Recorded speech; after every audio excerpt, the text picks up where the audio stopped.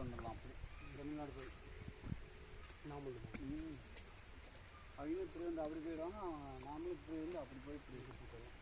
இப்போ சுற்றிட்டு வரது வழி இருக்கா? தண்ணி இப்போ ஏறி அந்த சைடு போயிடலாங்களா? ஆமாம். தூக்கிட்டு போகணுமா அப்படின்னு கேட்குறேன். பக்கத்தில் தான் தூக்கிட்டு போகணும்.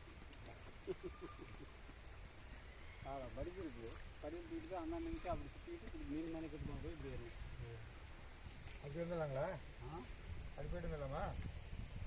நீ காசு தான் போயிடணும். அவங்க வரத்துக்கு அதுக்கு எவ்வளோ? அது சுற்றிட்டு வரத்துக்கு 1000 ரூபாண்ணா.